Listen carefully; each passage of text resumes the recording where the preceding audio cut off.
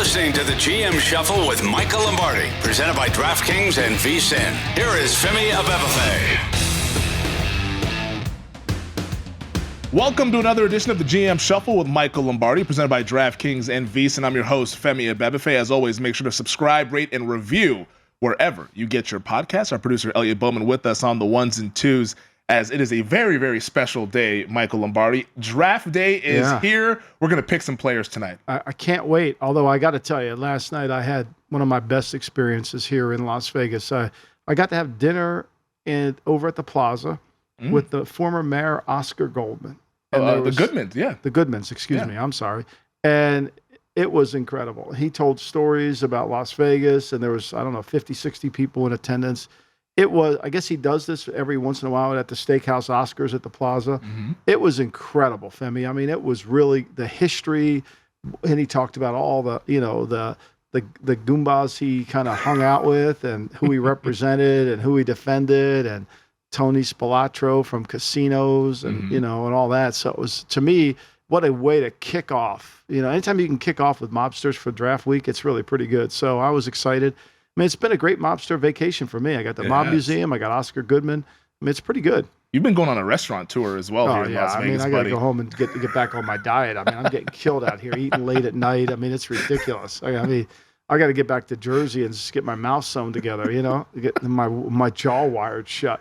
I believe Oscars, they filmed the restaurant scene out there from Casino at Oscars. I believe they did, yeah. I mean, that's what I was told. So cool. I still haven't been yet. I need to go there. It's on my bucket list. Yeah, I mean, it was.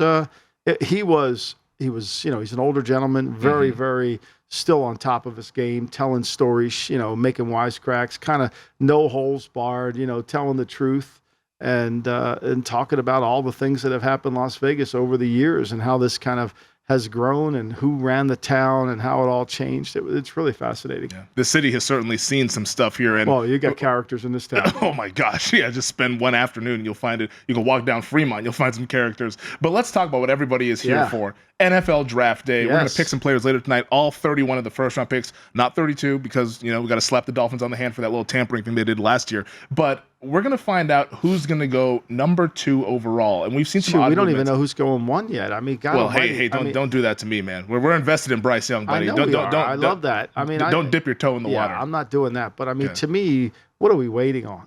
Yeah. Like, I think it's symbolic for teams to say, okay, he's our guy. I don't know what the drama is behind it. TV show. Well, we all know it. I think we all kind of have a sense of it, right? Like, it's not a surprise. I mean, this isn't Geraldo going in the Al Capone vault here, Yeah. I mean, I wish they would just announce it. It sounds like, I saw the tweets from Tom Pelissero earlier saying that like all indications are it's going to be Bryce Young. Hopefully it's not reminiscent of the NBA draft where Wojnarowski said that all indications are Jabari Smith and then it wasn't. We're hoping that's not what happens here because there was a little bit of deja vu that happened this morning when I woke up and saw that tweet. Look, there's no way that you could trade all those assets and not it be Bryce Young. I mean, for me, if they did that, then to me, I can't imagine David Tepper would do that. Like, trade all those assets and pick Will Levis? Come on. Really? Yeah. I mean, that's not the best quarterback in the Southeast Conference. Now, you have said, though, there's people that are some Levis fans in that building. Look, I think the one thing about this draft that's really clear, and I'll remind myself for this, is there is so many varying opinions of the players in this draft that you can't criticize anyone for what they do until it's time. Because you may take player Y at 10. I don't want to hear it's too early to take him. I don't want to hear it. Like, this is the eye of the beholder. This is back to the 13 draft where we were in Cleveland. We blew the pick with Mingo. He couldn't play with enough power. But what was the alternative? I mean, when you go through that draft, Eric Fisher was the first pick overall in that draft. Mm-hmm. DeAndre Jordan was the 4th pick. He was up there. 3rd pick. Lance Johnson was the best pick. He was a good player, but there's a lot of blown picks in that draft. And this draft reminds me of that.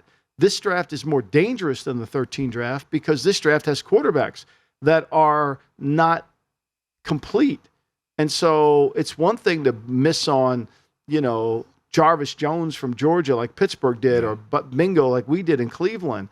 It's another thing to miss on the quarterback, because that really sets you back. I mean, you can get rid of Jarvis Jones, you can get rid of some of these other guys, but like D. Milner. That was a bad draft. Right? EJ Manuel was the only quarterback that went. And he was horrible, right? Yeah. He was horrible. So, like for me, it was a bad draft. So this is a more dangerous draft than 13 because you've got the. I'm not putting Bryce Young in this category. You got these other guys that could easily be EJ Manuel. And they're definitely tantalizing because quarterbacks are always the apple of these teams' eye because everybody wants to find that next guy to be their signal caller. So we believe Bryce Young is going to number one. Like, I just want to yeah. I'm waiting for that to be announced so I can breathe easy, but I believe Bryce Young is going to be the quarterback for the Carolina Panthers. At number 2, though, this is where it's gotten really, really interesting because at one point there's been some Will Levis smoke. We thought Tyree Wilson. Now the betting market believes it's going to be Alabama pass rusher Will Anderson, who right now at our show sponsor DraftKings is minus 140, the odds-on favorite to hear his name called second. Yeah, I mean, there was a time where Will McDonough had every pick on every team, right? That was back in the early 80s, and nobody knows anything. I mean, I driving into work. I did Mitch and Pauly this morning at 5 o'clock, and I was talking to a coach on the East Coast, and they're convinced that Houston's taking a quarterback because they have to take a quarterback. I think the pressure of the ownership group is forcing them to take one. Will they take one? I don't know. I'm just telling you what I'm hearing.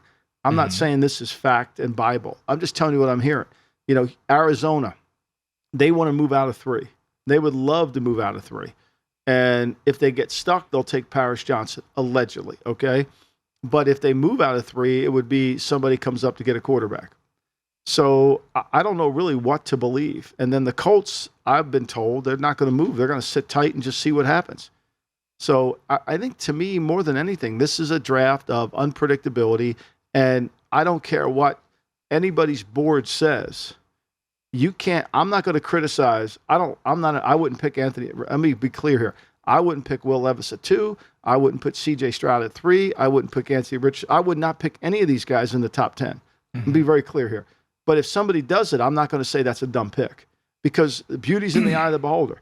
And desperation is ruling the day today. Yeah. I mean, it's the Rorschach test that we talked about in the last podcast. You see what you want to see. The one thing I would say about first-round draft day is you lie to yourself. You lie to yourself. You convince yourself that this player, you're going to get him to do this, this, and this, although there's no evidence of it, that we're going to get this to happen, and then you convince yourself. And then the first minicamp happens, and it reinforces what you've convinced yourself because he does a couple things. Oh, my God, he's really good. You know, and then as we start to play games and the volume of work, all of a sudden 2 years later, you're like, oh, why did we do that? Well, you did it because you just lied to yourself. You said at the end of the year, Anthony Richardson needs to go back to school, but you picked him 4th overall. You know, you said Will Levis doesn't handle poise under pressure. You picked him 3 or 2. You know, you said C.J. Stroud struggles when the pocket gets dirty, when he has to move around, when it's not picture perfect like Ohio State always has it with great offensive line and receivers. And then when he starts to struggle, well, we lie to ourselves. We just lie to ourselves. Like, I know the desperation of getting a quarterback. I get that. But if you still need one after you select one, how good is that? Looking at the betting market right now, Will Anderson actually just moved to minus 200 to go number 2 overall. Will Levis is now plus 350. Tyree Wilson, I'm curious to see where he falls into this equation because he's plus 275 to go 2nd overall. If we get Young number 1, Anderson number 2, we'll play along with the betting market. Number 3, Cardinals, you said that it might be Paris Johnson. Would they be interested in Tyree Wilson? Because they've been linked to pass rushers for a lot of this process. The Johnson stuff just came up recently here over the last 10 days or so. Well, I think Arizona could take any offensive or defensive lineman, and you can't say they don't need it. I mean, their 2 needs are offensive and defensive line, and we don't have a pattern of recognition on Monty on what he wants to do. But to me, if he gets stuck, I think he'll take the cleanest player on the board, which is Paris Johnson. You know, Jalen Carter is the best player on the board. It may not be the guy that Monty's going to take a chance on. Everybody's going to get scared to death on character. But I would say this. I think to me, if you're a team picking, you're really going to walk into this draft and you just got to react. You just don't know. I mean, I just read a mock draft. Nolan Smith's in the top 7 picks. Wow.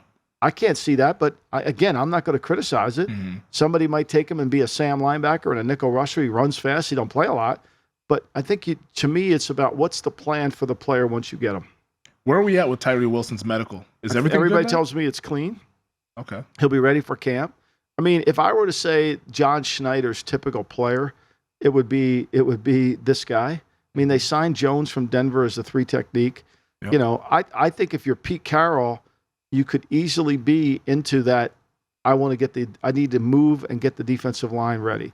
But remember this, I don't think there was a guy higher on Patrick Mahomes than John Schneider. Mm-hmm. He loved Mahomes, and give him credit. He just couldn't get it done. He loved him. And he had Russell, and he loved him. And he's from the Ron Wolf School of Scouting, which is we're going to keep scouting, which I'm from too. Scout the quarterback, scout the quarterback, scout the quarterbacks. Would it surprise me if they took one? Yeah, it would. That's a valuable pick.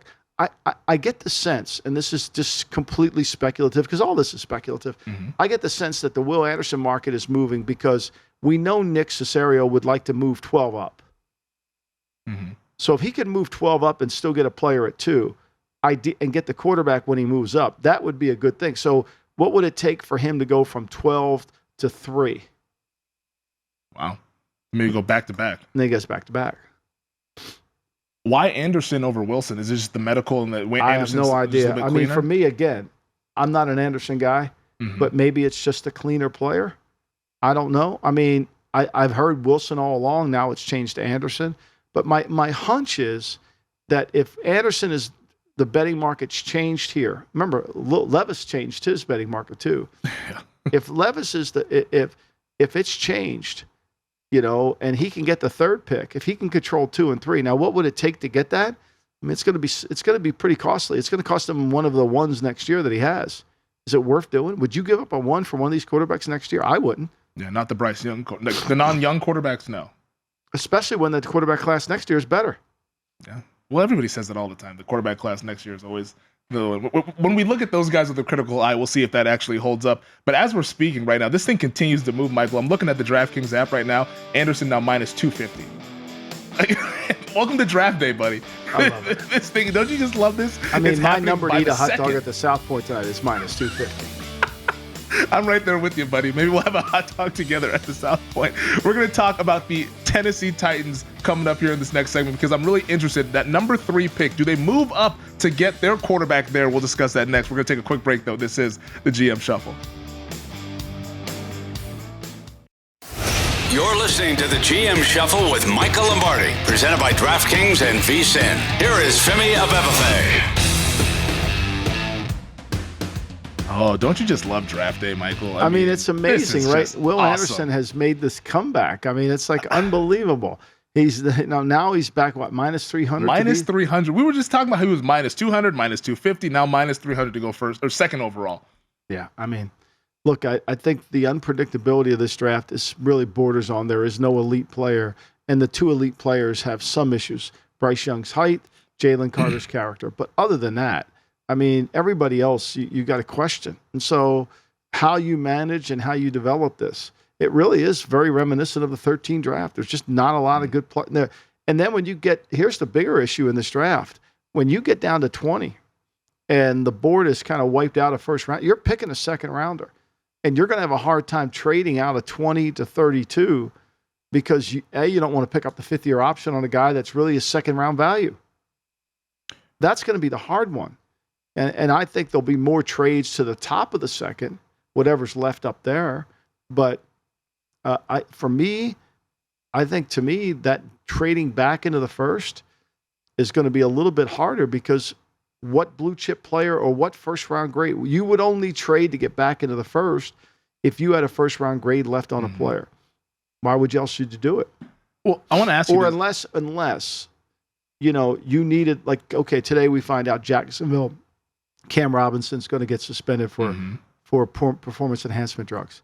Was it 6 games, 4 games? I'm not sure. It's somewhere around there. There's a baseline. Yeah. So, you know, their left tackle situation is, and they lose Jawan Taylor too. So now they've lost 2 tackles, and they're devoid of tackles. So could Balke, who has a history of trading, he's a very active GM on draft day.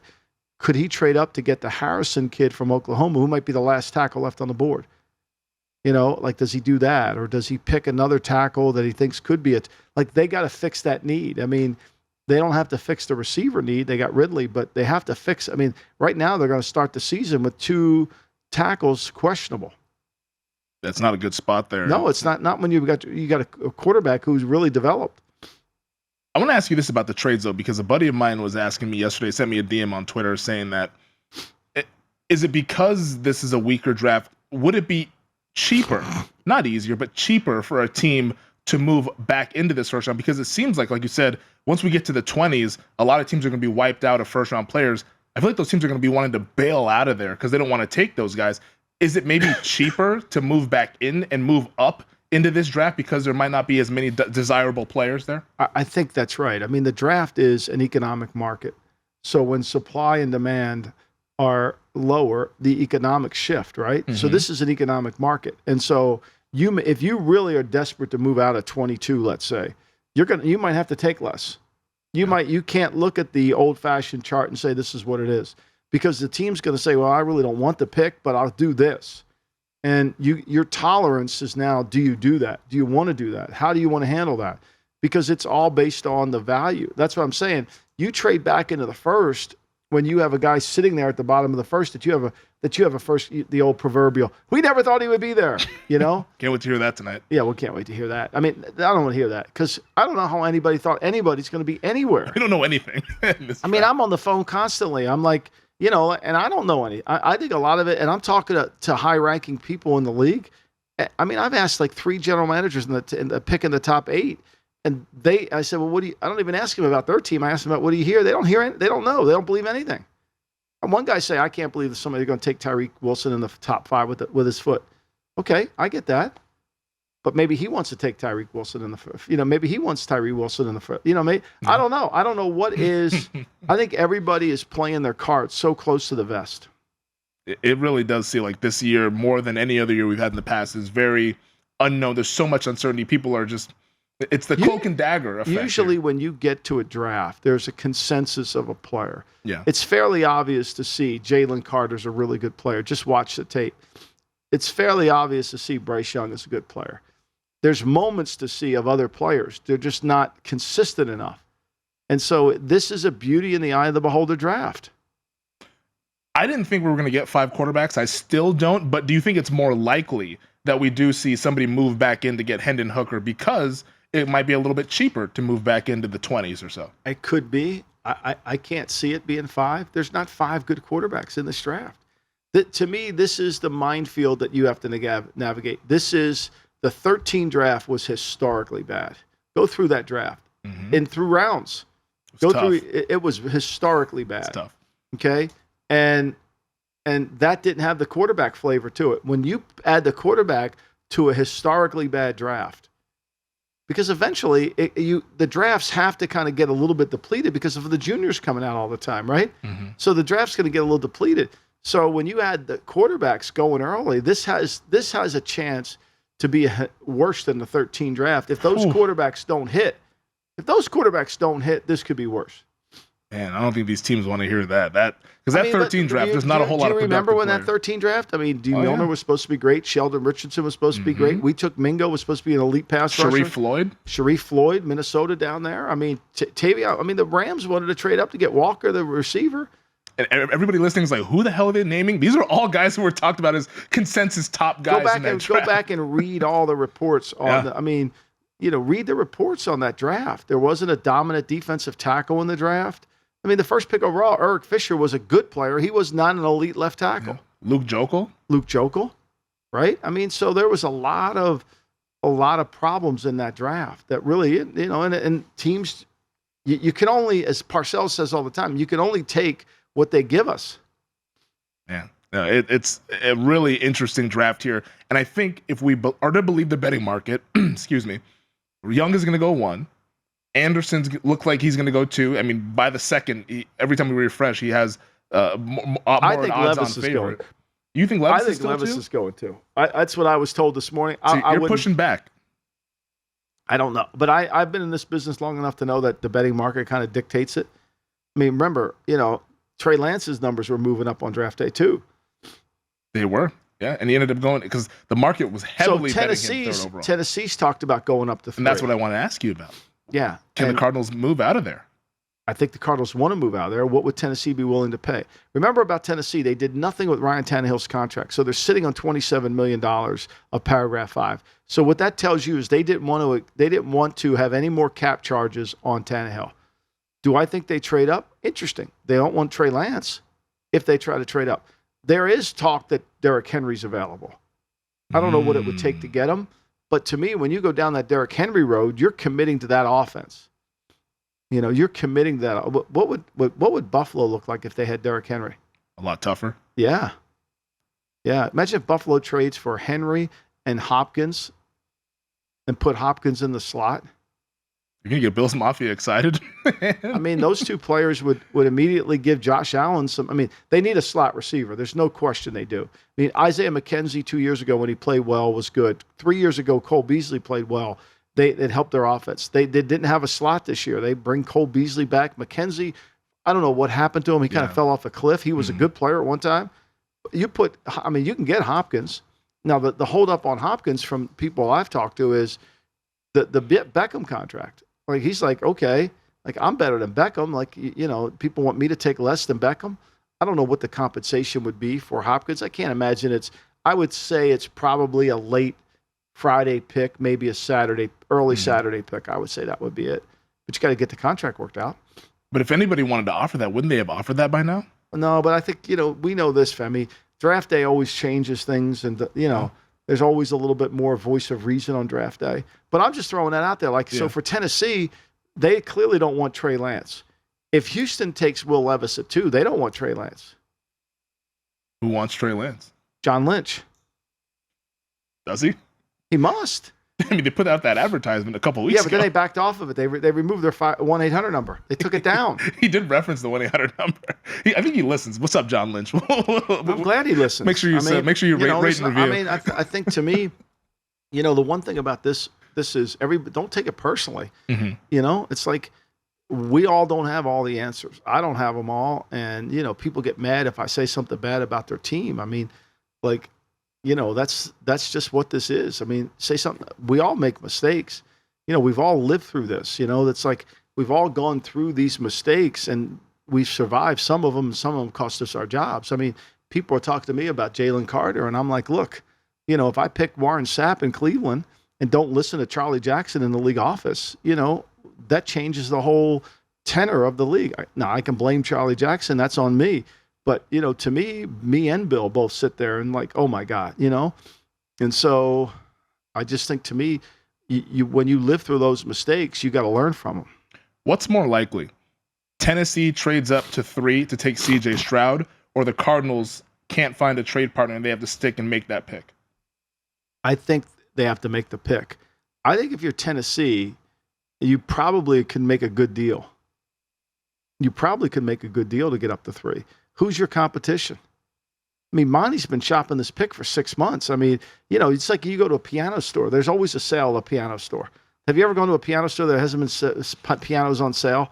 Like nobody pays full price for the piano. Like, it's not like a car. Okay, here's the sticker. This is like Monty's been he's a piano store. He's reducing that price. I mean, down. They're desperate, man. I think he wants more picks.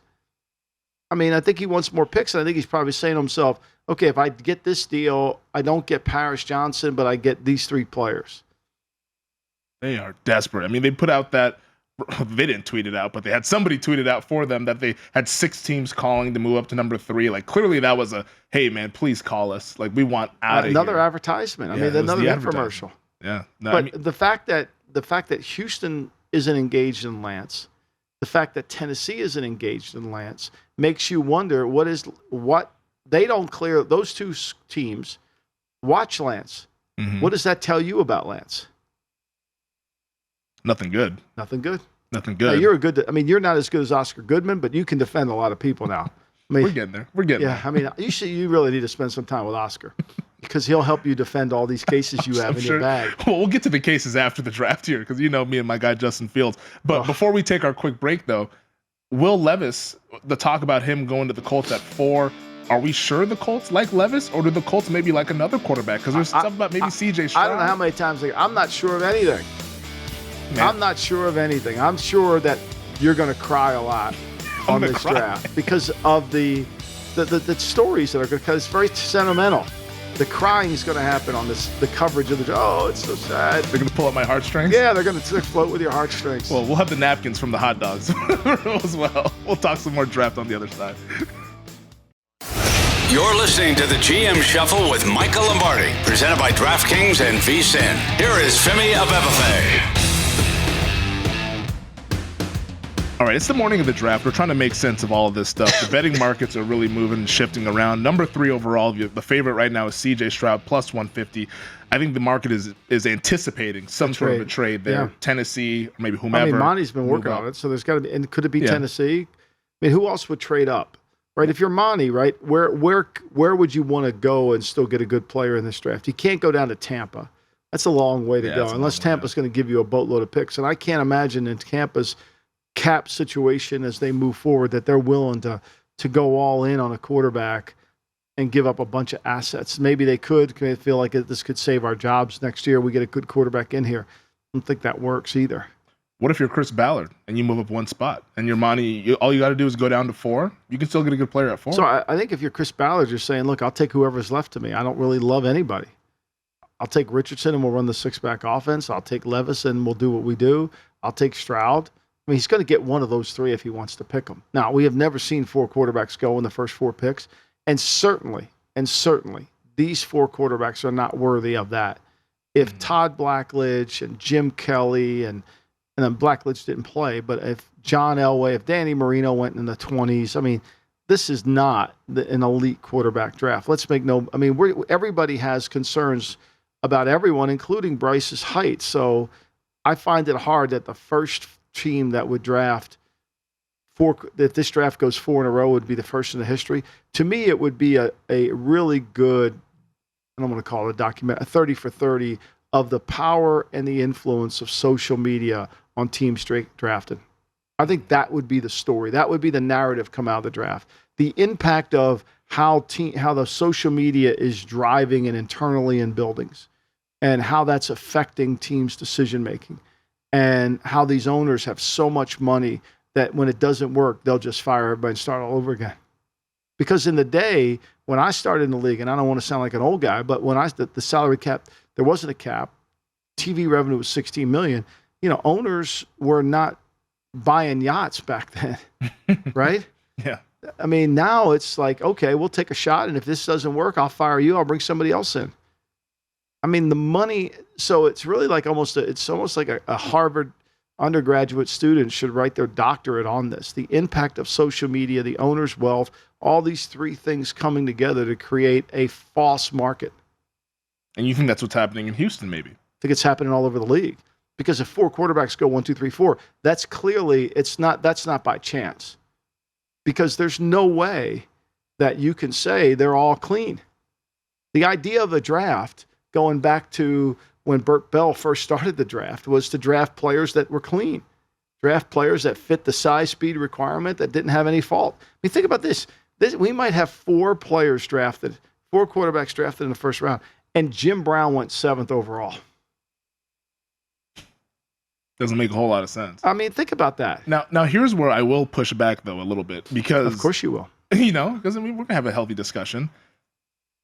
Other players can fail as well, not just the quarterback. Right. Now, I get that the ramifications of a quarterback being a failure is bigger than a pass rusher or whatever, but just because you draft a pass rusher doesn't mean you're going to get a 10, 12 sack guy every year. But you're going to get somebody who's going to play. He's not going to be a complete liability. He may not be as good as you hoped he was, but you could play him. I mean, if you draft Wilson or if you draft, he may not be Bruce Smith, but he could be good enough. If you draft Johnson, he's going to start at left tackle. Is he Anthony Munoz? No, but he's going to be a starting left tackle.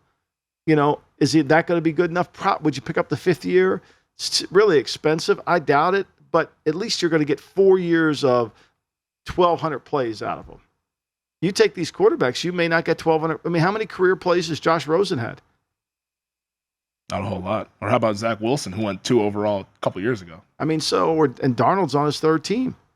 And so we've seen all these guys that have gone in the draft. I mean, again, I don't understand the logic behind why wouldn't you just go down there and sign Lamar? Again, it comes back to there's a quarterback out there. Yeah.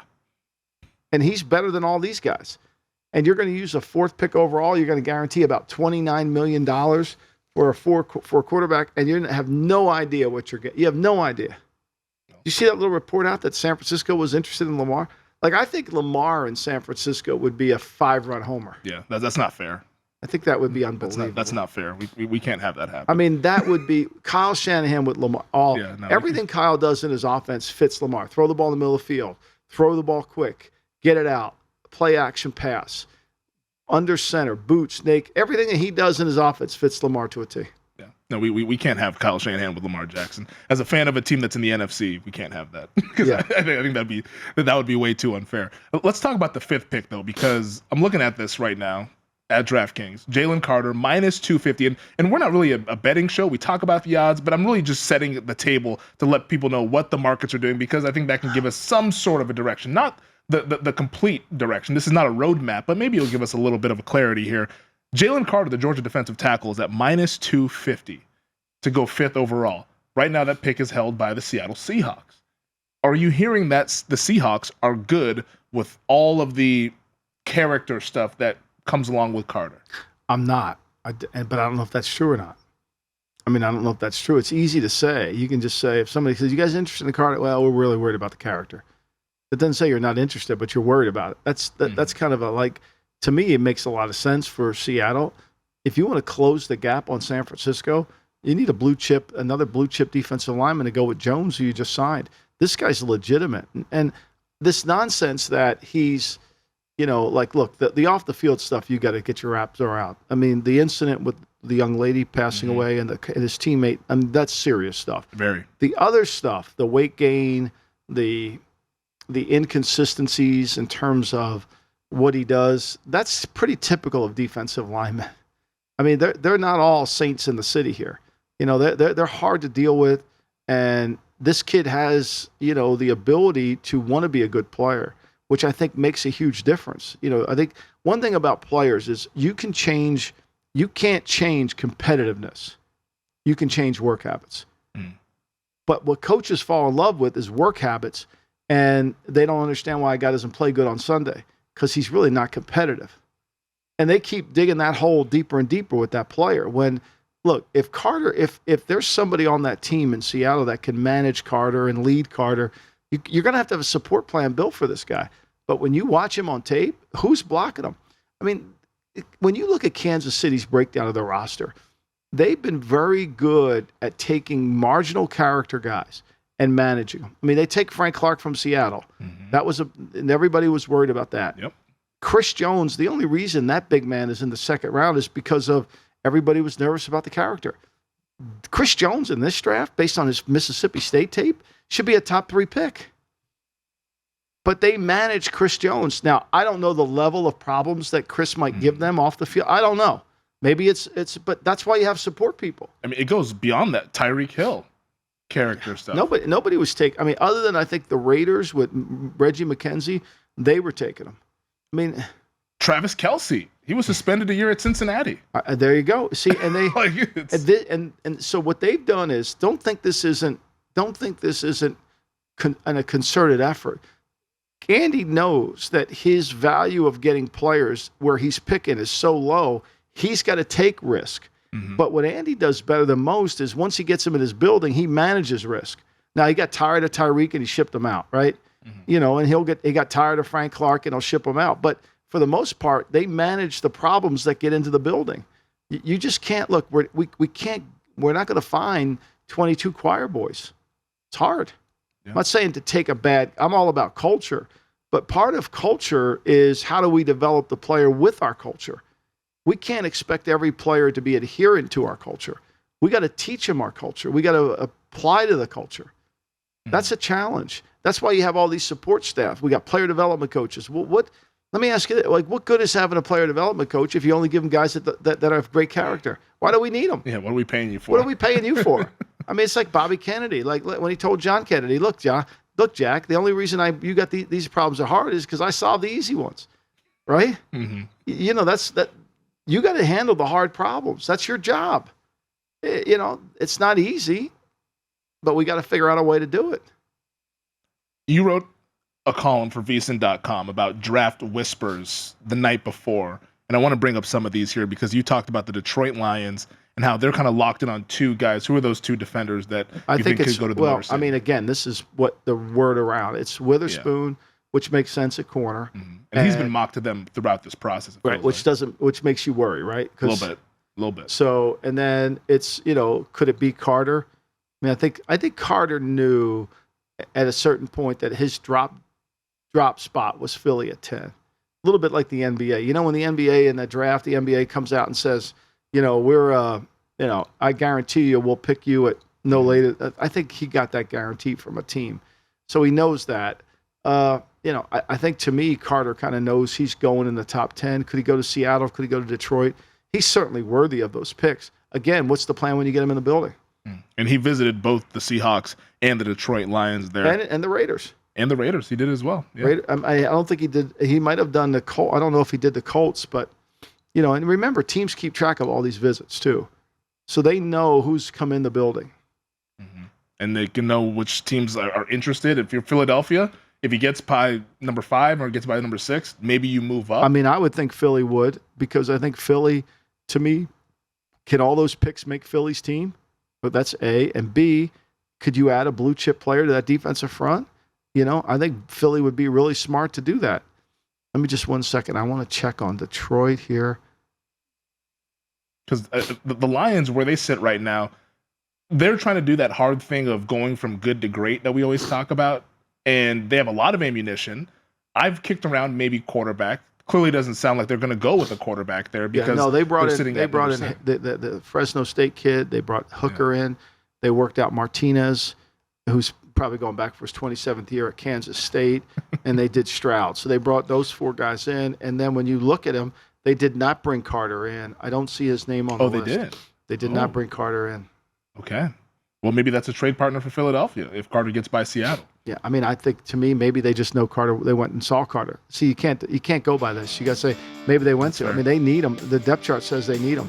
No, that's definitely fair. We'll talk about some more draft whispers, and we'll also, we all know Jets fans. We're excited for you guys. We know you're excited. We're going to get to Aaron Rodgers, but it's draft day. We got to talk about the whispers and what's going to happen later on tonight. But we will get to the new QB in the Meadowlands. You got to show him around Jersey, Michael, when you get back there. You and Aaron Rodgers, we'll see if you can work that on out here. But we're going to take another break. This is the GM Shuffle presented by DraftKings and VSiN. You're listening to the GM Shuffle with Michael Lombardi, presented by DraftKings and VSiN. Here is Femi Abebefe. Let's talk some more NFL draft here, Michael Lombardi, because this is going to be a really, really fun day later on this evening. Yeah. 31 first-round picks. And once again, you wrote that column at VSiN.com about your draft day whispers, things that you were hearing from others in the league. And at Chicago, the Bears, who were the original holders of the number 1 overall pick, moved down to number 9, making that trade with the Carolina Panthers. What might they do in the back half of this top 10? I mean, look, the quarterback's been sacked 91 times. They got to get some kind of they got DJ Moore, Claypool. I mean, they got to get some way to protect the quarterback. They got to rebuild this offensive line. It's been a disaster. So, I mean, I think this is where offensive linemen, depending on where Paris Johnson goes, I think this is where the offensive lineman run starts here. And I think if you're Jacksonville, if you're Trent Baalke, with the news you just received today, he probably knew about it 2 days ago, but you now know that you're going to have to depending on his board, he might have to try to move up to squeeze himself out of another tackle, because if they start going like we think they might, the Jets are talking about taking one. Luke Van Ness, they could take the defensive rusher at 15. So if we start to see offensive linemen go, then I think he's got to try, am I going to get one? Can I get a left tackle to play? Can I get a right tackle to come in here? I think that's the hard question. Another question I want to ask you about a team in the top 10 is the Atlanta Falcons. Are we sure they're not taking the quarterback? I mean, it makes sense for them to take one.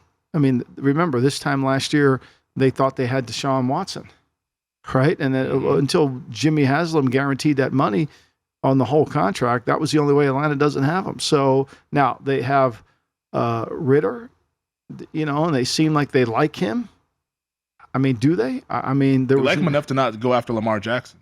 Clearly. I don't know. The thing about them is, they need so much help defensively, right?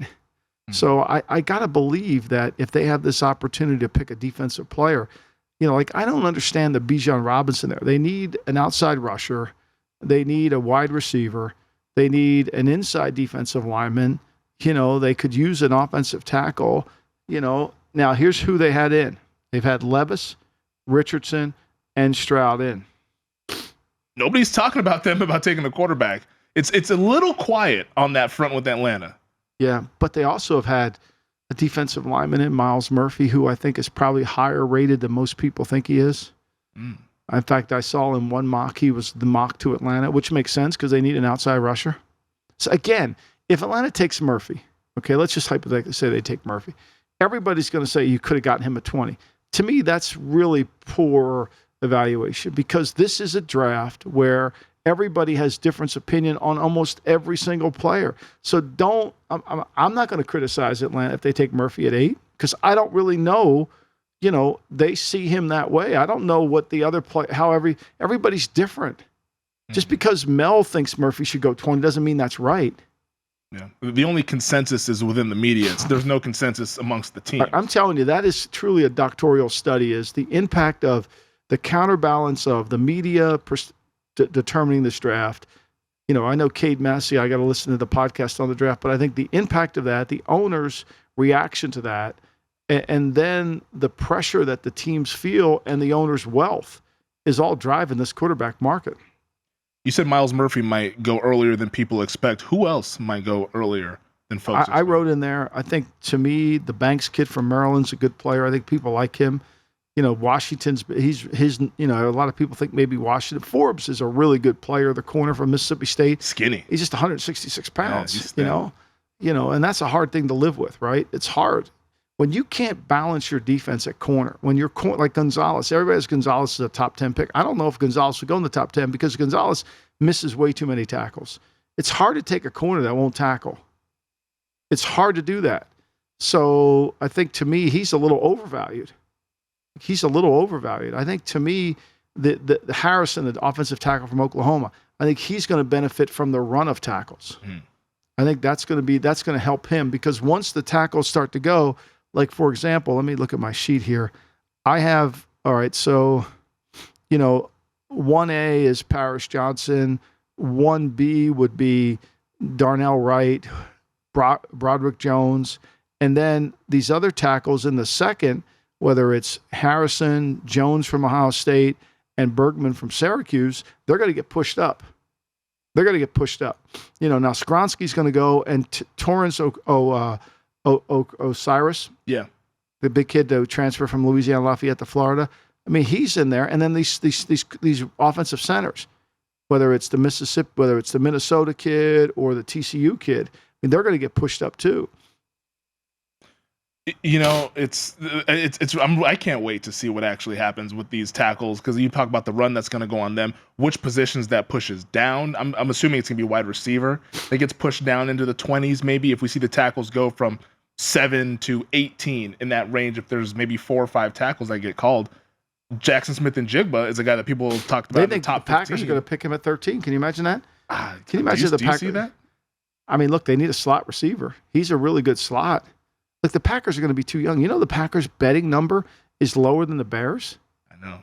Is that unbelievable? I mean, that the effect of Aaron Rodgers on them. There's no certainty of Jordan Love, and then of course, Big Daddy. He's on the LaFleur campaign now. I mean, I haven't been back to Jersey in a while. I'll get on this, but now all the pressure's on the floor. Well, let's transition to those Green Bay Packers, which it would be absolutely hilarious if they drafted a wide receiver in the first round after years of not doing it when they had Aaron Rodgers, and maybe one last parting gift would be like, hey, Aaron, we just took a wide receiver even though you want us to do Big Daddy says they'll take a corner. He loves it when they take a corner, yeah.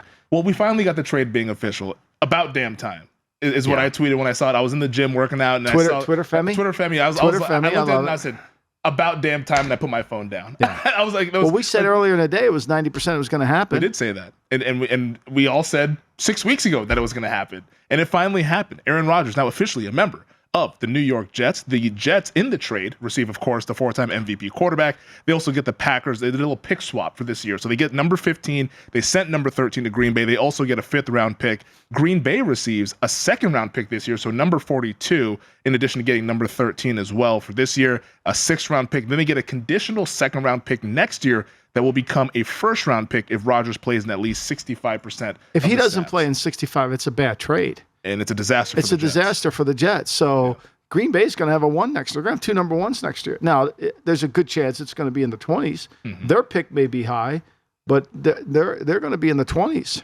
So, it'll be interesting how Green Bay manages this year. What do they do? How do they handle it? This team, really, are they good enough with what they have defensively? They need a tight end. They need a wide receiver. They need a safety. I mean, these are things they need. Would they take Michael Mayer at 13? If it 13, I don't know. Could they? I don't know if I would, but they could.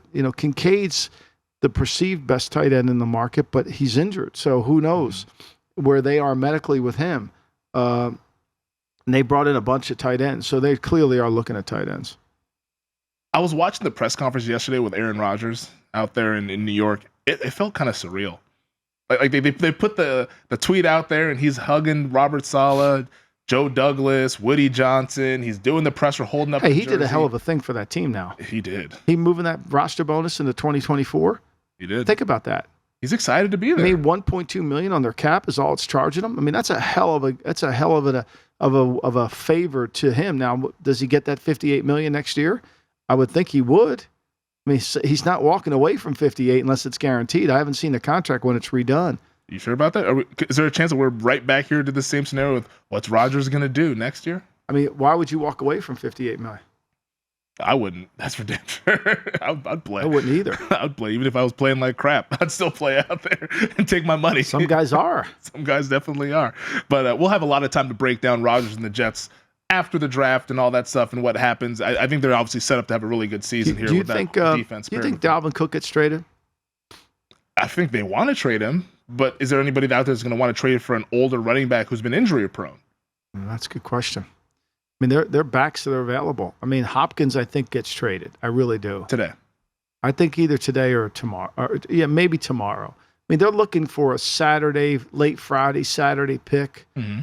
So, I mean, a lot of it's the contract, too. So Hopkins, I think Cook. Derrick Henry. Henry could be available. Yeah. I mean, I think every player. Chase Young. I can't imagine that.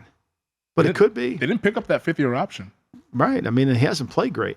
I mean, let's be clear. He hasn't played great. I mean, have you watched him? No, he's been hurt. I know. That's what I'm saying. He hasn't played great. He was Defensive Rookie of the Year, Yeah, I know. But even then, that's a little bit overblown, I thought. I thought he ran up the field a lot. I don't know. I wasn't like... I'd take a flyer on him. Of course you would. You're the greatest. You're the Will Rogers of taking flyers. You love it. I mean... It's a futures bet. Yeah. Well, you think they're going to give him away for a 4th? No. Come on, Femi. What's required? I mean, you just talked about how he's not playing great. What if he ain't going to get a 1st-round pick? Well, but I mean, he's still a good player. It's not that he's not to the level that you anticipated him coming to. That's what my point is. It's going to be interesting 5 years from now. How many of these players in this draft get their 5th-year option picked up? I would say less than a third. CeeDee Lamb got his option picked up, Dallas Cowboys. So we got that. I think the Cowboys do a really good job of drafting. They do. I think Will McClay's really good at his job. I think he does a really good job. I think they'll keep him. The one thing Jerry can do is pay him. Yeah. We don't want anybody poaching Will McClay. Yeah, I mean, I'm shocked Will McClay hasn't gotten a job. He's really good. They do a good job in later rounds. Their board's really good. They don't panic, and Jerry's the front guy, but the guy driving the machine is Will and the scouts there. They do a really good job. They have a system, which is important. That goes back to Gilbrand. And it's a little bit, I don't know where Gilbrand is health-wise right now. I hope he's okay. I haven't heard from him in a while. I've called him. I haven't gotten a call back, but I hope he's okay. But these are always kind of days to remember some of the great, great people that have made this league. Bucko Kilroy, Gilbrand, made the scouting profession. The great Monsignor Mike Holovec, who I write about in my next book, about how great Mike was and how that team he built in Houston that unfortunately was one of the greatest teams never to win. The guys that really made the scouting, the grading system, that developed it, that taught it, the Dick Mansbergers, the Dick Steinbergs, these guys that really, Ron Wolf, these guys really took a lot of pride in their craft. And it was always about the verbiage of the grade. I mean, today's the day to honor them. Yeah, it's a fun day, and it's why we have this draft. It should be. It should be like today should be, the Al Davis Day. I mean, because let's be clear, Al loved personnel, and nobody was like Al when it came to personnel. How to figure out players, how to understand players, especially during the 60s and the 70s, and even into the 80s. Now, as it got later in his life, and the game changed a lot, it became harder for him. But to me, remarkable that, his ability, and he could never, I wrote about this too, he could never conquer the drug culture. He always could take guys that were kind of rowdy, the Lyle Alzados and all those kind of guys. But once it crossed over into cocaine and it became a society problem and drugs, that really changed him, the ability to kind of buy players at discounts. Well, I can't wait to read about it in your book, Football Done Right, that's coming out later this fall. September, yeah. Before we get out of here, though, do you have a draft day prediction? Something that you feel confident in that's not Bryce Young going to Carolina? I think Will Levis is going to Houston. Ooh, okay. I do, but again, that's a guess. But I mean, like I said, I talked to a bunch of people yesterday, and they shockingly to me, they said the quarterbacks are going to go. I don't believe it. I mean, I think some of the teams in the teens are praying that it goes because it means 4 players move down to them, but I can't see it. But hey, beauty is in the eye of the beholder. Most definitely. Whoever goes where, I don't want to hear about they reached. I don't want to hear that shit. I don't want to hear it. Like, it's not fair to the teams. Yeah. Because this is a draft that is all reaches. My prediction, Michael. Yeah. After 4 years of having 0 trades inside the top 10 on draft day, we don't get 1, we get 2. Oh, there you go. 2 trades. It'll be exciting. I think we might get one before the draft starts. How's that? You got something to report? No, but I think Arizona, if they can make a deal, they're going to make it. I mean, Monty's been trying. He's been selling it. He's the piano store. He's discounting it every day. Pianos now. You get a Steinway. Was $5,000. Now it's down to $2,500. Before you know it, they'll be paying you for the Steinway. Tell me you've ever gone to a piano store where there was a sale sign in front of the window. I've never gone to a piano store in my life. But you've walked by some. I've seen some, yeah. But there's always a sale sign in the window. Yeah. So that's what's happening in the top 5. Mark it down to $49.99. That's what's happening in the top 5. All right. We'll see you tomorrow, my man. Yeah, maybe you'll get the I'll see you tonight, right? I'll see you tonight. I will see you tonight. Hot dogs are on me. Hot dogs on the house. Hot dogs on the house. I'm going to hold you to that, all right? I got no problem. Hot dogs on the house. Okay. Now is not the time not to say. Remember that, Femi. I will remember that. Also, remember this. We will have a podcast tomorrow. So Friday morning to recap everything from the first round. So you're getting this one here Thursday to preview, and we're going to recap and everything. And we're not going to say that any team reached. That will not be something that we say in our analysis over the 31 picks that we see in the first round. But it's going to be a whole lot of fun. I can't wait to do it. DraftKings Network is where you can check us out. I can't wait. Tonight, Emerson, right? My man Emerson. Emerson, yeah, you're going to get to talk to him. Get the chance to talk to him. It'll be great. We'll have a good time. He's going to be prying that Patriots info from you. Those folks in Boston, they're really, really interested in what's going to happen with New England. But we will talk to you guys tomorrow. Thank you to DraftKings. Thank you to VSiN. Thank you to our producer, Elliot Bowman, with us on the 1s and 2s. Thank you to you, Michael. I will see you later this evening. And we're going to pick some players, buddy. You bet. Let's do it.